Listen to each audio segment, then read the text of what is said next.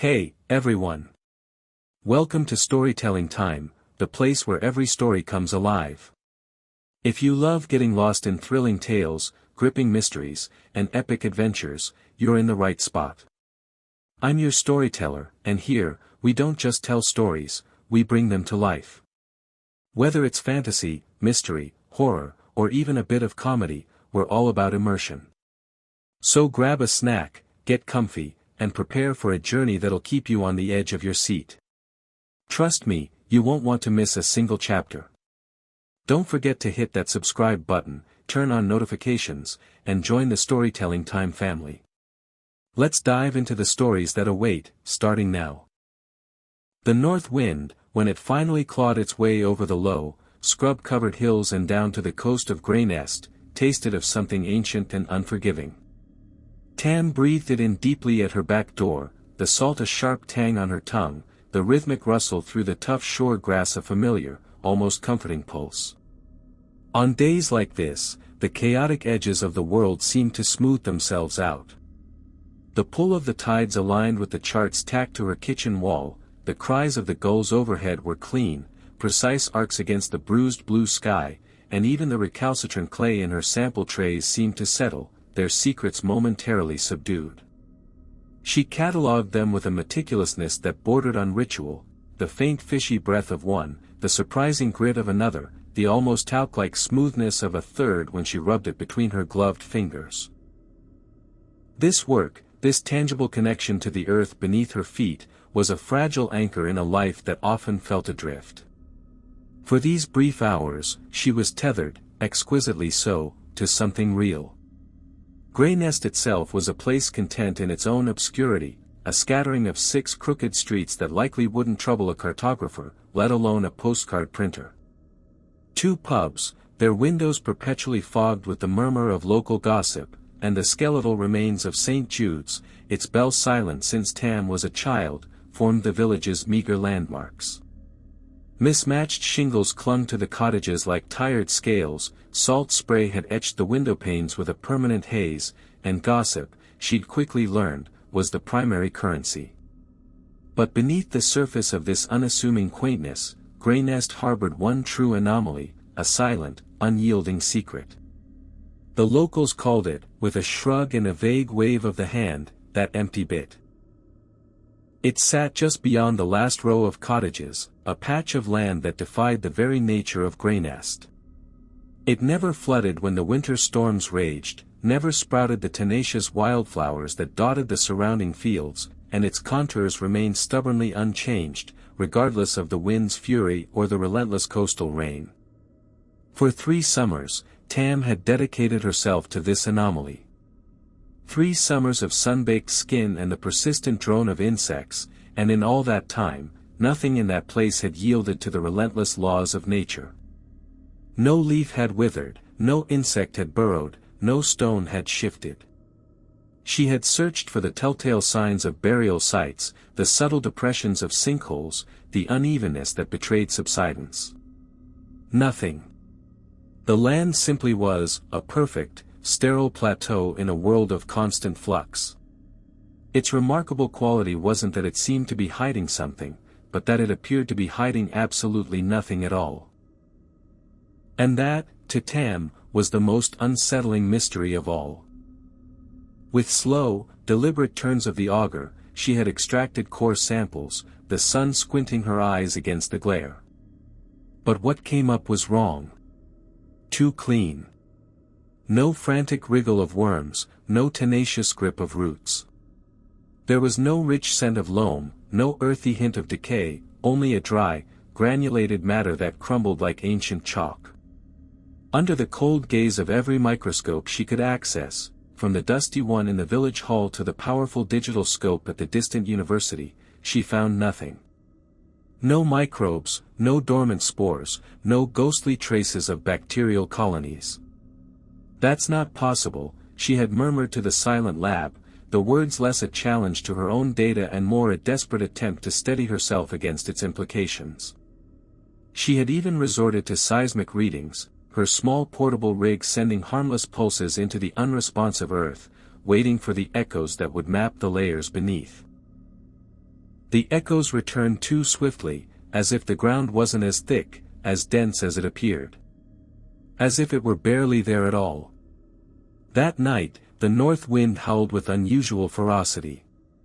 Tam stood at her back door, her latest notebook clutched tight against her chest, her gaze fixed on the dark, indistinct shape of the empty area in the distance. The wind seemed to come in measured bursts, like the ragged breaths of some immense, unseen thing exhaling through a cracked door. And beneath the wind's mournful cry, another sound threaded itself into the night, a faint, sibilant whispering. It was too indistinct to be words, yet to Tam's strained ears, it carried the unmistakable weight of a warning. Days blurred into a disquieting routine. The sterile samples, sent to 3 separate labs with meticulous labeling, returned with the same unnerving verdict: no microbial life, no organic residue, no trace of anything that had ever lived. Just a uniform grit that felt alien, as if it had been swept from the surface of a dead star. Then came the hallucinations, if that's what they were. 2 days after the final lab results arrived, stark and undeniable, Tam was walking the perimeter of the empty area, the GPS clipped to her vest, a futile attempt to impose order on the inexplicable. She felt it then, the impossible drag of a shadow that wasn't cast by her own body, a cold, sluggish weight pulling behind her even under the thick, overcast sky. It felt as though the land itself was subtly shifting beneath her boots, dipping and rising in slow, imperceptible waves, like the breathing of something vast and slumbering. When she tentatively brought it up at the Mariner's Rest, the usual boisterous atmosphere seemed to curdle. Old Man Hemlock, who could usually be relied upon for a tall tale about sea monsters, stiffened, his gaze flicking nervously towards the window. He muttered something about bad winds this time of year and abruptly changed the subject to the price of fish. Mrs. Gable, her face a roadmap of wrinkles etched by the sea and countless local dramas, simply stared into her pint of stout, her lips pressed into a thin, white line. "Best leave that bit alone, love," she finally said, her voice low and gravelly. "It's always been strange." Frustrated by their evasiveness, Tam retreated to the dusty archives in the village hall. She combed through brittle old land surveys, her fingers tracing faded lines and forgotten boundaries. Tucked behind a stack of more recent files, yellowed and brittle with age, she found a geological map that stopped her breath. Drawn some 60 years prior, it meticulously charted the coastline, the fields, even the individual properties of Greynest. But where the empty area now lay, there was nothing. Just more of the same undulating land, marked with the familiar symbols for soil types and vegetation. It was as though this inexplicable patch of earth had simply appeared sometime in the last half-century, a silent, sterile intrusion without a past. The moon hung high and skeletal in the inky sky, casting long, distorted shadows across the sleeping village. Tam waited until the last light flickered out in the cottages before she moved. She packed a handheld drill, a collection of sterile sample vials, thick gloves, and a powerful headlamp into her backpack. No sensors, no GPS. It was irrational, she knew, but she didn't want the area to feel like she was watching it. The soil resisted her at first, the drill biting into the coarse, granulated earth with a sound like grinding teeth. It was brittle, like drilling into packed ash. But tonight, driven by a desperate need for answers, she pressed on, going deeper than she ever had before. Finally, with a soft pop that echoed unnervingly in the stillness, the bit broke through. A sharp, sudden hiss of escaping pressure followed, and then a slow, viscous trickle of something that shimmered like liquid mercury in the beam of her headlamp but flowed with the fluid grace of water. A low hum vibrated faintly in Tam's ears, a resonant thrum that seemed to emanate from the earth itself. The air filled with a cloying, metallic scent, ozone, the sharp tang of burnt copper, overlaid with the earthy, almost electric fragrance of petrichor, the smell of rain on dry earth, intensified and somehow, wrong. She stumbled back, her heart hammering against her ribs. The ground beneath her boots flexed, a subtle but undeniable give. It moved. For a fleeting moment, the entire empty area seemed to pulse with a faint, internal light. The horizon wavered, the distant line of the sea rippling as if seen through heat haze. Tam's breath caught in her throat, a silent gasp of dawning horror, as the sky above tilted and curved in a way that defied geometry, defied reality. Understanding, cold and absolute, bloomed in her mind, not as a logical conclusion but as something forced upon her, an unwelcome truth whispered directly into her consciousness from something vast and alien that she had disturbed. This wasn't just land. This was an organism, folded in on itself, wrapped in layers of false earth-like scar tissue. It was hiding. The wind died. The rhythmic rustle of the shore grass ceased. From the small, dark hole she had made in the surface of the empty quarter came a voice, not spoken aloud, but threading itself through every nerve ending in Tam's body, a cold, resonant thought that echoed in the deepest recesses of her mind. Do not name me. At dawn, the screen of Tam's laptop glowed with a cold, empty light. With a series of swift, almost violent keystrokes, she deleted every file. Her meticulously recorded sensor logs, her detailed field notes, the complex algorithms of her seismic charts, all vanished into the digital ether. She gathered the maps she had painstakingly created, the lines and symbols that represented her understanding, and burned them in the rusty bucket in her garden, the paper curling and blackening like dying leaves. The glass vials containing the sterile samples met a violent end against the stone wall of her cottage, shattering into 1,000 glittering fragments. Later that morning, armed with a spade, Tam hiked back to the empty area under a sky that felt strangely expectant. She knelt by the small hole, the disturbed earth a raw wound on the otherwise uniform surface. With methodical movements, she packed the loose soil back into the opening, tamping it down until it was firm and indistinguishable from the surrounding ground. The earth accepted it without resistance, like a body sealing itself around a splinter. That night, sleep offered no escape.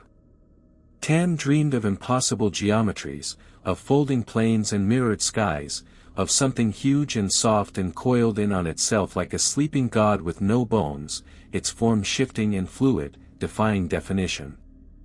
Every time she woke, the precise shape slipped away like water through her fingers, yet her hands, acting with a will of their own, began to sketch it instinctively in the margins of books, on discarded napkins, in the worn pages of her notebooks. It had too many eyes, or perhaps none at all. She could never be sure. She stopped leaving the cottage. Her co-worker from the university called twice, his voice laced with concern, then didn't call again. Her drawings grew more detailed, more insistent, filling page after page with impossible angles and unsettling textures. She didn't always remember making them. On some nights, she would wake to find her hand pressed flat against the cold plaster of her bedroom wall, tracing the contours of a form that existed only in the silent spaces of her mind. Her voice, when she spoke at all, was a low, barely audible murmur, as if afraid of being overheard. I wasn't meant to see it, she whispered to the empty room, her gaze fixed on the wall where her fingers had traced the unseen shape. But now it remembers me too. The silence in Tam's cottage had become a tangible thing, a heavy blanket woven from unspoken dread and the rustle of her own frantic sketching. Days bled into each other, marked only by the shifting patterns of light and shadow on the walls and the ever-growing pile of notebooks filled with her involuntary art. The coiled, boneless form haunted her waking hours as much as her sleep, its impossible geometry twisting in her mind, defying any attempt at logical understanding. Food became a secondary concern, sustenance only sought when the gnawing in her stomach became a painful distraction. She moved through the cottage like a ghost, her reflection in the dusty windows a pale, hollow-eyed stranger. The outside world, once a source of fascination and order, now felt distant and threatening. The thought of encountering anyone from Greynest filled her with a cold dread. What would she say? How could she explain the tremor in her hands, the constant whisper of warning that echoed in her thoughts?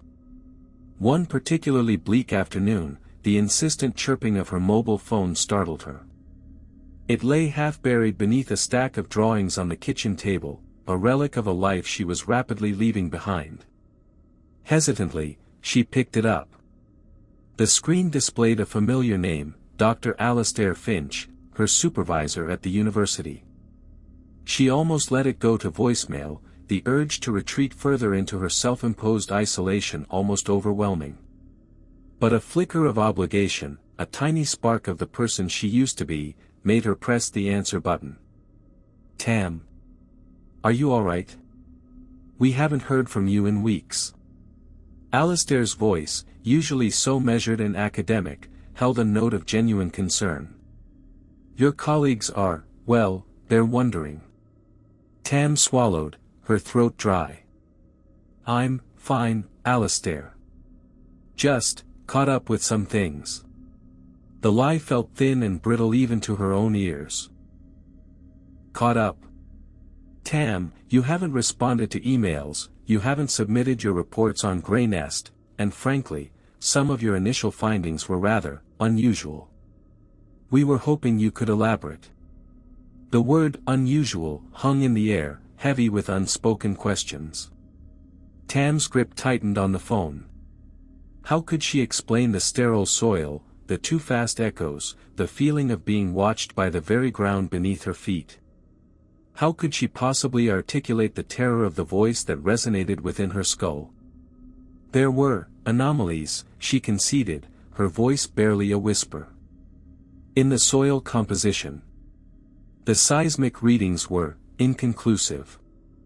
Inconclusive? Tam, your preliminary report mentioned a complete absence of organic material. That's hardly inconclusive. And the velocity of the seismic waves, it suggested a void, didn't it? Alastair's persistence chipped away at her carefully constructed wall of silence. He was a scientist, driven by logic and empirical evidence. Could she trust him with even a fraction of the truth? The warning echoed in her mind, do not name me. Naming it, even describing its effects, felt like a dangerous transgression. I need more time to analyze the data, she stammered. There were equipment malfunctions. I need to recalibrate. Another lie, clumsy and unconvincing. Alastair sighed, a sound that traveled clearly across the digital connection. Tam, I understand research can be frustrating, but this level of silence is concerning. Is everything all right there? In Greynest? The name of the village felt foreign on her tongue, a place that now held both the key to and the prison of her terror. Yes, she said quickly, too quickly. Everything is quiet. Well, Alastair continued, his tone shifting slightly, a hint of professional skepticism creeping in, we were hoping to discuss your findings. Perhaps you could send over the raw data. Or at least come back to the lab for a few days. The thought of returning to the university, of facing the curious and potentially disbelieving gazes of her colleagues, filled Tam with panic. The drawings, the constant hum in her ears, the lingering sensation of the land's unnatural pulse, these were her reality now, a reality that would shatter under the cold scrutiny of scientific inquiry. I can't, she said, her voice firmer this time, fueled by a sudden surge of protective instinct towards the secret she now carried. I need to stay here. There's more to investigate. A long silence stretched between them, broken only by the faint static on the line. Alastair finally spoke, his voice laced with a mixture of concern and professional distance. All right, Tam. But please, keep us updated. We need to know what's happening. And if you need anything, anything at all. The unspoken question hung in the air again. Anything at all. Could he even begin to comprehend what she needed? "I will," she promised, a lie that tasted like ash in her mouth. She ended the call quickly, the sudden silence of the cottage amplifying the frantic beating of her heart. The conversation with Alistair, though brief, had shaken her fragile equilibrium. It was a reminder of the world she had once belonged to, a world of logic and reason that now seemed impossibly distant. The isolation she had sought now felt suffocating, the silence broken only by the scratching of her pen and the insidious whisper of the wind. That night, the dreams were more vivid, more insistent. The boneless form writhed and pulsed in a landscape of impossible angles, its surface shimmering with an oily, iridescent light. And the eyes, sometimes there were dozens, scattered across its surface like misplaced jewels, each one fixed on her with an unnerving intensity. Other times, there were none, just smooth, featureless planes that somehow conveyed an even more profound and unsettling awareness. She woke in a cold sweat, the image of the eyeless form burned into her retinas. Her hand, as if guided by an unseen force, reached for the nearest notebook and began to draw. The lines flowed effortlessly, creating a shape that defied Euclidean geometry, a form that seemed to fold in on itself in impossible ways. As she drew, a faint humming filled the air, a resonance that vibrated through her bones, a chilling echo of the voice in the earth. "Do not name me." The warning was no longer just a thought. It felt like a physical presence in the room, a cold breath on the back of her neck. Tam shuddered, a profound sense of being watched settling over her. She was no longer just observing the empty quarter, it was observing her. And with each passing day, the line between observer and observed blurred further, threatening to dissolve entirely. She was caught in its silent, watchful orbit, and the escape she once craved now felt like an impossibility. The empty quarter held her captive, bound by a secret she was never meant to uncover. Days turned into a monotonous cycle of waking, drawing, and listening to the wind. Tam barely ventured outside, the familiar paths of Grey Nest now feeling alien and potentially hostile. The villagers, she imagined, would see the change in her, the haunted look in her eyes, the gauntness of her face. Their whispers, once a background hum, would now surely focus on her, laced with speculation and perhaps even fear. The drawings consumed her. They were no longer just attempts to capture the fleeting image from her dreams. They had become a compulsion, an urgent need to externalize the form that writhed in her mind. She used every available surface, the backs of envelopes, the margins of old newspapers, even the condensation on the window panes. The shape evolved, mutated on paper, sometimes sprouting impossible appendages, other times retracting into a smooth, featureless mass.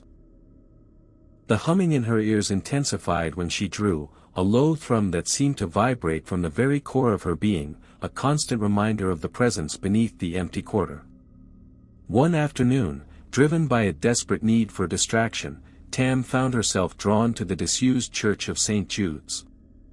She hadn't been inside since she was a child, when its dusty pews and the faint scent of decay had held a morbid fascination. Now, it offered a potential sanctuary, a place removed from the oppressive silence of her cottage and the unseen gaze of the empty land. The heavy wooden door creaked open with a groan that echoed through the deserted nave. Dust motes danced in the slivers of sunlight that pierced through the grimy, stained glass windows, illuminating the peeling paint and the crumbling plaster. The air was thick with the smell of damp stone and forgotten time. Tam wandered through the silent space, her footsteps muffled by the layers of dust on the floor. The altar was bare, the once vibrant colors of the religious iconography faded and cracked. She ran her hand over the smooth, worn wood of a pew, imagining the generations of villagers who had sat there, their hopes and fears echoing in the now silent space. In a corner, tucked away beneath a collapsed section of the roof, she found a small, water-damaged chest. Its brass hinges were green with corrosion, and the wood was soft and spongy. With some effort, she managed to pry it open. Inside, nestled amongst tattered fabric and brittle papers, was a collection of old parish records. Tam carefully lifted one of the ledgers, its pages thin and yellowed. The spidery handwriting chronicled births, deaths, and marriages in Greynest dating back over a century. She began to leaf through it, her eyes scanning the familiar surnames of the village. Perhaps she would find some mention of the land before it became that empty bit. Hours passed as she immersed herself in the lives of the long-gone inhabitants of Greynest. There were tales of harsh winters, bountiful harvests, and the occasional tragic accident at sea. But as she neared the more recent entries, a subtle shift occurred. There were gaps in the records, years where entries were sparse or entirely missing. And then, about 60 years prior, coinciding roughly with the empty area's apparent emergence, the handwriting changed. It became more erratic, the ink blotched and uneven, the entries brief and often cryptic. One entry, dated shortly after the apparent disappearance of the land from the geological map, caught her eye. The stillness has taken root. The whispers grow louder. We must not listen. Another, a few months later, young Thomas saw it move in the moonlight. He speaks of eyes that are not eyes. They say his mind has broken. A chill snaked down Tam's spine. These weren't just random occurrences. They seemed connected to the anomaly she had unearthed. The locals' reluctance to speak, Mrs. Gable's warning, Old Man Hemlock's sudden silence, it all pointed to a shared, unspoken history of fear surrounding the empty quarter. The final entry in that erratic hand was the most chilling, the naming. It forbids the naming. To speak its true form is to invite its gaze. The entry ended abruptly, the ink smeared as if the writer had been interrupted. Tam's heart pounded in her chest. The warning she had received, "Do not name me," was echoed in these fragile, forgotten pages.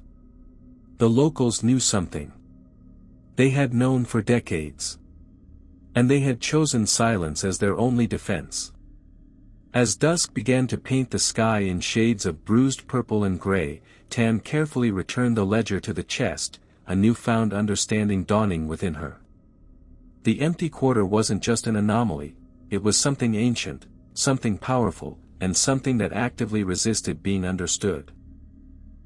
Her scientific curiosity had not just stumbled upon a mystery, it had awakened something that had long lain dormant. Leaving the dusty silence of St. Jude's, the wind felt different. It no longer carried just the tang of salt, there was a subtle undertone now, a low, resonant hum that vibrated in the air, a faint echo of the voice in the earth. The empty quarter loomed in the distance, a dark, silent presence against the fading light. It no longer felt like a patch of inert land. It felt like a watchful eye. Back in her cottage, the compulsion to draw returned with renewed intensity. But tonight, the lines that flowed from her hand were different. They were less abstract, more representational. She drew the impossible angles, the shifting planes, but now, within that chaotic form, she began to sketch the suggestion of eyes. Not normal eyes, but vast, multifaceted orbs, or sometimes just a single, all-encompassing gaze that seemed to pierce through the paper. As she drew, the humming in the air grew louder, and a new sensation washed over her, a feeling of profound sadness, of an ancient sorrow emanating from the land itself. It was a feeling so intense, so visceral, that tears welled in her eyes. She understood then. The warning wasn't just to protect the organism. It was to protect them.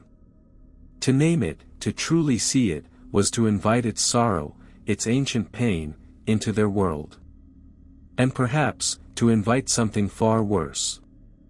The mystery of the empty quarter was not just about what it was, but about why it remained unnamed, unseen, and undisturbed for so long.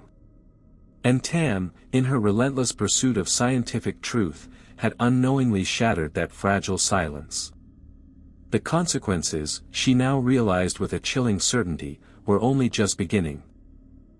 The sorrowful resonance that had washed over Tam lingered, a heavy weight in the silence of her cottage.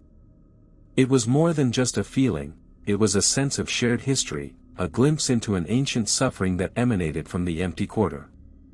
The drawing she had made that night felt different too, imbued with a melancholic stillness. The multifaceted eyes seemed to hold not malice, but a deep, weary knowing. Sleep offered little respite. Her dreams were no longer just of shifting geometries and unsettling forms. Now, she saw fleeting images, vast, desolate landscapes under alien skies, colossal shapes moving slowly across barren plains, and moments of profound, echoing loss.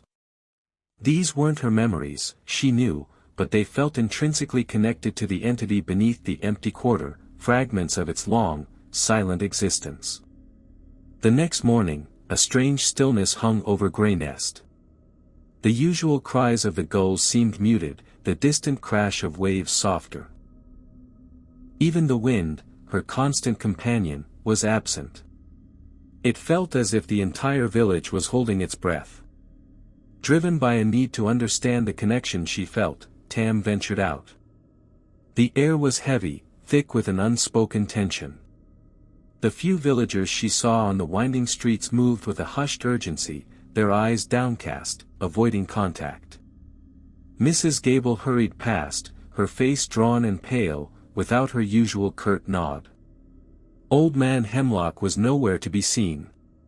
Tam made her way towards the empty quarter, her steps hesitant. As she approached the invisible boundary, a subtle shift in the atmosphere occurred. The air grew cooler, a faint metallic scent tickled her nostrils, and the low hum that had become a constant companion intensified. The ground beneath her feet felt strangely firm, almost resistant. She stood at the edge, gazing at the unchanging expanse of sterile earth. It no longer seemed inert. Now, it felt like a tightly wound spring, a vast organism holding itself in check. The sorrow she had felt the night before was still there, a faint undercurrent in the humming, a palpable sense of ancient weariness. An idea, both terrifying and compelling, began to form in Tam's mind. The parish record spoke of not listening, of not naming, of not inviting its gaze. But what if understanding wasn't an act of aggression? What if it was a form of communication? Driven by this unsettling thought, Tam found herself doing something she hadn't done in weeks. She walked onto the empty quarter. The moment her boots crossed the invisible threshold, a wave of dizziness washed over her. The humming intensified, and the air vibrated with a low, resonant frequency. The ground beneath her feet felt strangely yielding, as if she were walking on a tightly packed membrane. She took another step, and the visual distortions began. The horizon shimmered, the sky above seemed to ripple, and the familiar shapes of the distant cottages wavered as if seen through water. But within these distortions, she saw flashes, fleeting images that mirrored her dreams, the desolate landscapes, the colossal shapes, the echoing loss. It was overwhelming, a torrent of alien sensations and fragmented memories flooding her consciousness. She stumbled, her hand reaching out to steady herself on the unyielding earth.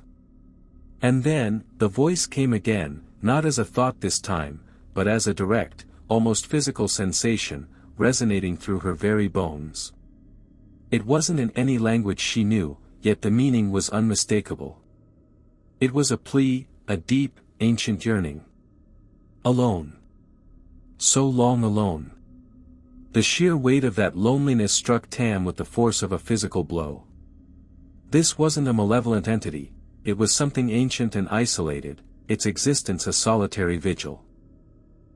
The layers of false earth, the silence, the resistance to life, these weren't acts of aggression, but of protection, of concealment.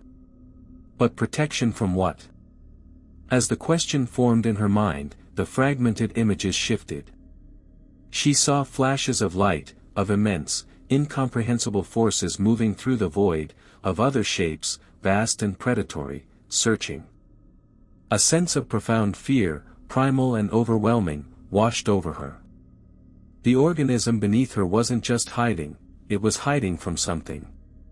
The intensity of the connection began to overwhelm Tam.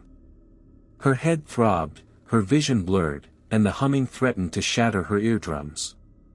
She stumbled backward, desperate to break the link. The moment she stepped off the empty quarter, the sensations receded. The dizziness faded, the visual distortions vanished, and the humming softened to its previous low thrum. She stood at the edge, gasping for breath, her body trembling. The encounter had been terrifying, but it had also revealed a profound truth. The empty quarter wasn't empty at all. It was a vessel, containing something ancient and vulnerable, hiding from a danger that lurked beyond their world. And Tam, in her scientific curiosity, had inadvertently stumbled into its long, silent vigil. Back in her cottage, the compulsion to draw returned, but this time, the images were clearer. She drew the colossal, predatory shapes from her vision, their forms nightmarish and alien. She drew the desolate landscapes, the sense of vast, empty space. And she drew the coiled form beneath the earth, no longer with a sense of fear, but with a dawning understanding, a fragile empathy. The warning "do not name me" now carried a different weight. Naming it would not just be an act of identification, it would be an act of exposure, a beacon to whatever hunted it across the vastness of space. Tam looked out at the empty quarter in the fading light. The silence no longer felt menacing, but fragile, precious. She had glimpsed a truth far stranger and more terrifying than she could have ever imagined. And she knew, with a chilling certainty, that her quiet life in Grey Nest had been irrevocably shattered. She was now a keeper of a secret, a silent guardian of the ancient loneliness that lay hidden beneath the unremarkable earth. And the whispers in the wind no longer sounded like a warning, but like a sigh, a long, drawn-out breath of something vast and afraid. The weight of her discovery settled heavily upon Tam. The scientific curiosity that had driven her for so long now felt naive, almost reckless. She had sought to understand the anomaly, but in doing so, she had peeled back a layer of reality to reveal something far beyond the scope of her training, something that whispered of cosmic loneliness and unimaginable threats. The villagers' avoidance now made chilling sense. They weren't just superstitious, they were survivors of a knowledge best left undisturbed. Their silence was a form of self-preservation, a collective instinct to shield themselves from the attention of whatever lurked in the vast darkness beyond their small, forgotten corner of the world. Tam found herself watching the empty quarter with a new intensity. Every subtle shift in the light, every faint tremor she imagined she felt through the floorboards of her cottage, was scrutinized for any sign of change, any hint that the ancient vigilance was faltering. She slept fitfully, her dreams now a disturbing tapestry woven from the entity's memories and her own growing anxiety. The isolation of her cottage, once a refuge for her studies, now felt like a prison. She longed to talk to someone, to share the burden of this impossible knowledge, but the warning echoed in her mind, sharp and clear, "Do not name me." To speak of it, even to another human, felt like a betrayal, a potential act of catastrophic exposure. Days crawled by, each one amplifying Tam's sense of helplessness. She was a scientist, trained to observe, analyze, and understand. But here, her tools and her knowledge were useless. She was a witness to something she couldn't comprehend, a guardian of a secret she couldn't share. One evening, as the sky bled into hues of orange and purple, Tam noticed something different about the empty quarter. A faint luminescence, an almost imperceptible shimmering, seemed to emanate from the ground. It was subtle, easily dismissed as a trick of the fading light, but Tam's heightened awareness, her attuned senses, told her otherwise. Something was stirring beneath the surface.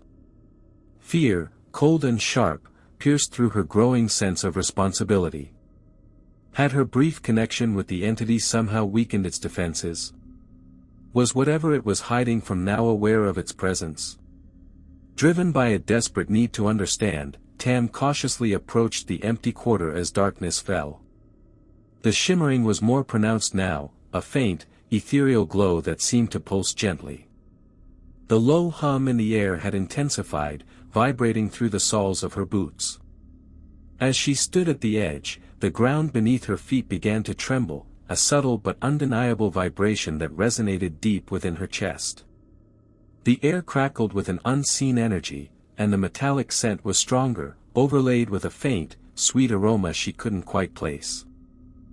Then, the ground began to shift. Slowly, almost imperceptibly at first, the smooth, uniform surface of the empty quarter began to undulate, like the skin of a sleeping giant awakening from a long slumber. Cracks appeared in the sterile earth, thin fissures that snaked across the surface, revealing a faint, internal light. Tam's breath hitched in her throat. This was no longer a subtle anomaly. This was a transformation, a revealing. Whatever lay beneath was stirring, and the layers of false earth were beginning to give way. Panic threatened to overwhelm her, but beneath the fear, a strange sense of awe began to bloom. She was witnessing something impossible, something that defied all known laws of nature. As the cracks widened, the humming intensified, and the sweet aroma grew stronger, almost intoxicating. From the fissures, a soft, ethereal light spilled forth, illuminating the surrounding darkness with an otherworldly glow. And then, a sound, different from the low hum, began to emerge, a series of soft, resonant tones, like the chiming of distant bells, or the sighing of a cosmic wind. The ground continued to shift, the cracks widening further, and Tam could now see glimpses of what lay beneath. It wasn't a solid mass, but a network of interconnected, luminous strands, pulsing with light and energy. The boneless form from her dreams was beginning to manifest, its vastness hinted at by the slow, deliberate movements beneath the fractured earth. And then, from the depths of the empty quarter, something else began to emerge. Not the luminous strands, but something dark, something angular and sharp, that seemed to pierce through the glowing network. A sense of dread, far more potent than her initial fear, washed over Tam. This was what the entity was hiding from. The dark shape grew larger, its form defying easy description, all sharp edges and impossible angles, absorbing the ethereal light like a void. A silent, malevolent presence radiated from it, a coldness that seemed to seep into Tam's very soul. The chiming tones from beneath the earth shifted, becoming faster, more urgent, laced with a note of fear that mirrored her own. The luminous strands pulsed erratically, their light flickering as if under attack. Tam understood, with a horrifying clarity. The entity beneath was being exposed, and whatever had been hunting it had finally found it. The silence of the empty quarter was about to be shattered, and Grey Nest, once a place too forgotten to matter, was about to become the stage for a cosmic confrontation. Her instinct was to flee, to run back to the safety of her cottage and lock the doors against the encroaching terror. But something held her rooted to the spot, a sense of horrified fascination, and a dawning realization that she was now inextricably linked to the fate of the ancient, lonely being beneath the earth. She had awakened it, and now, she would witness its struggle for survival. The secret of the empty quarter was about to be revealed, not just to her, but to the silent, watchful stars. The emergence of the dark, angular shape sent a shockwave of primal fear through Tam. It was an antithesis to the soft, luminous beauty unfolding beneath the cracked earth, a jagged tear in the fabric of something ancient and fragile. The silent malevolence radiating from it felt vast and cold, a cosmic predator drawn to its vulnerable prey. The luminous network pulsed frantically, its gentle chimes escalating into a rapid, almost frantic peal.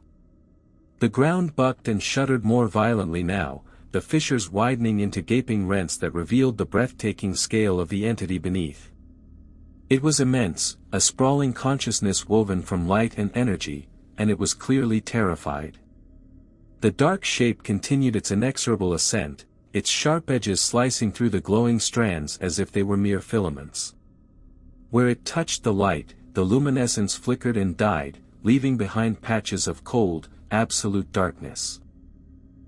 Tam felt a pang of empathy so profound it was almost physical. The loneliness she had sensed before was now overshadowed by a desperate will to survive, a silent scream echoing from the depths of the earth. Instinctively, she took a step forward, a foolish, utterly irrational urge to intervene. What could she, a lone scientist armed with nothing but her curiosity, possibly do against something so alien and terrifying? As if sensing her presence, or perhaps simply reacting to the escalating threat, the luminous entity shifted. A tendril of pure light, thicker than any she had seen before, snaked out from the depths and brushed against her leg. It felt warm, almost comforting, and through that fleeting touch, a new wave of sensation flooded Tam's mind, not fear, but a desperate plea for something. Understanding dawned with startling clarity. It wasn't expecting her to fight. It needed something else. Something only she could provide. The memory of the parish records flashed through her mind, the naming, it forbids the naming. To speak its true form is to invite its gaze. But what if the reverse was also true? What if not naming it, keeping it shrouded in silence, also kept it vulnerable? The dark shape was now almost fully emerged, its impossible geometry casting long, distorted shadows in the ethereal light. It seemed to be scanning its surroundings, its silent malevolence focused on the struggling entity below. With a surge of adrenaline that overrode her fear, Tam did the only thing she could think of. She spoke. Her voice, though trembling, cut through the strange symphony of light and shadow. It's the heart of the earth," she stammered, her eyes fixed on the unfolding horror. "It's the silent song beneath the ground. It's the boneless god of Grey Nest." As the words left her lips, a ripple of energy pulsed outwards from the empty quarter. The luminous entity seemed to react, its frantic chimes shifting into a lower, resonant hum, as if acknowledging a connection. The dark shape paused in its ascent, its attention, for the first time, seeming to flicker towards Tam. The malevolence didn't lessen, but there was a new element now, a cold, alien curiosity. It turned its impossible angles towards her, and Tam felt a gaze that seemed to penetrate her very being, stripping away her thoughts and fears. Then, the humming from the earth intensified, and the sweet aroma became overpowering. The luminous strands began to coalesce, forming a more coherent shape, a vast, undulating form that mirrored the sketches in Tam's notebooks. And as it did, it projected something else, not a sound, but a pure, raw emotion, defiance. The boneless god of Grey Nest, no longer hidden, no longer silent, was facing its hunter. The dark shape responded with a silent surge of predatory intent. It lunged forward, its sharp edges aimed at the heart of the luminous being. But the moment it moved, the ground beneath Tam's feet erupted. Not with force, but with a surge of pure, raw energy. The familiar salt-sharp wind returned with hurricane force, whipping around her, carrying with it the scent of ozone and burnt copper she had smelled that first night. The empty quarter was no longer just revealing itself, it was defending itself. Tendrils of light, now burning with an almost unbearable intensity, lashed out from the ground, striking the dark shape with blinding force. The predator recoiled, its sharp edges momentarily softened by the incandescent energy. The battle had begun. A silent, cosmic struggle fought on a patch of unremarkable earth in a forgotten corner of the world, witnessed by a single, terrified scientist who had inadvertently spoken the name that had kept the darkness at bay for millennia. Tam stood at the edge of the abyss, the wind screaming in her ears, the ground trembling beneath her feet, caught between the ancient, luminous heart of the earth and the cold, relentless hunger of the void. Her quiet life was over. The empty quarter had finally revealed its terrible, breathtaking truth. The air crackled with raw power. Tendrils of incandescent light, born from the depths of the earth, lashed out with the fury of a trapped god, striking the angular darkness with searing intensity. The dark shape shrieked, a sound that wasn't heard, but felt, a vibration that resonated deep within Tam's bones, a pure note of alien rage and frustration. Where the light struck, the darkness recoiled, its sharp edges momentarily blurred and distorted. But it was a relentless predator, its movements swift and brutal. It lunged again, its form shifting and contorting in impossible ways, attempting to find a weakness in the radiant defense. Tam shielded her eyes against the blinding light, the wind tearing at her clothes. The sweet, cloying aroma had intensified, now carrying a metallic tang that made her nostrils burn. The ground beneath her feet bucked and swayed, as if the very earth was in agony. She felt utterly insignificant, a fragile witness to a battle fought on a scale she couldn't comprehend. Yet, she had played a part, her spoken words somehow acting as a catalyst, a key that had unlocked the entity's dormant power. The luminous being, now fully revealed in its sprawling, undulating glory, was a breathtaking spectacle of pure energy. Its form shifted and flowed, tendrils of light lashing out like whips, then coalescing into shields of shimmering brilliance.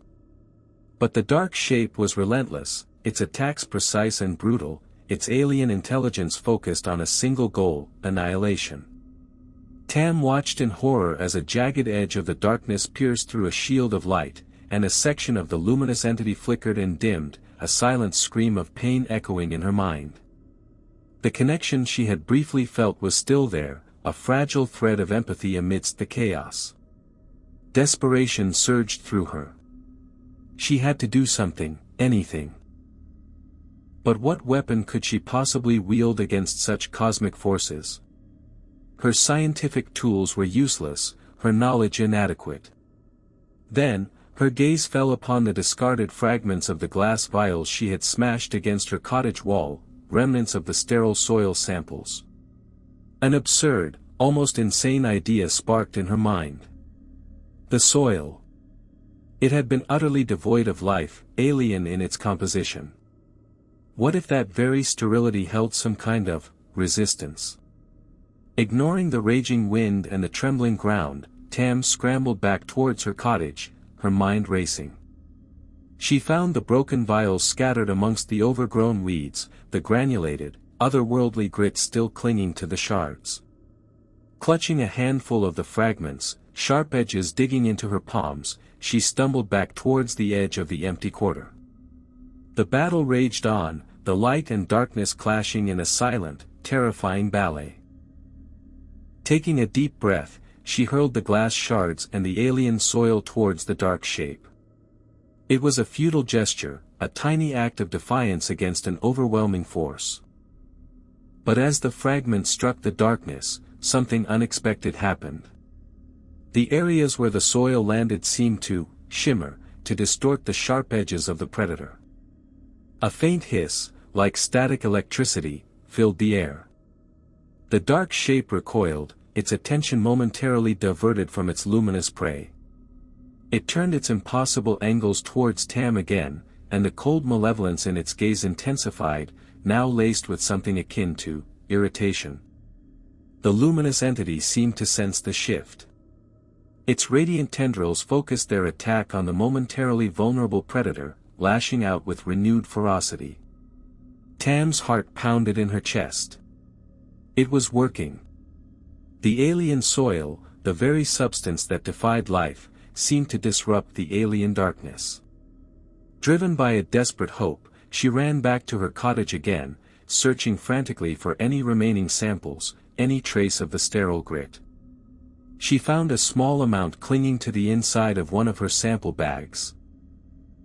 Returning to the edge of the battlefield, she hurled this remaining handful with all her might. Again, where the soil struck the darkness, it shimmered and hissed, momentarily disrupting its form. The battle continued, a desperate dance of light and shadow, fueled by the ancient power of the earth and the unlikely intervention of a handful of alien dust. Tam knew it was a long shot, a desperate gamble against unimaginable odds. But for the first time since uncovering the secret of the empty quarter, she felt a flicker of hope. She might be insignificant, her knowledge limited, but she was here, a witness and now, in her own small, desperate way, a participant in the defense of the silent song beneath the ground. The fate of the boneless god of Grey Nest, and perhaps even their small, forgotten corner of the cosmos, might just hinge on a handful of dust from a place where nothing lived.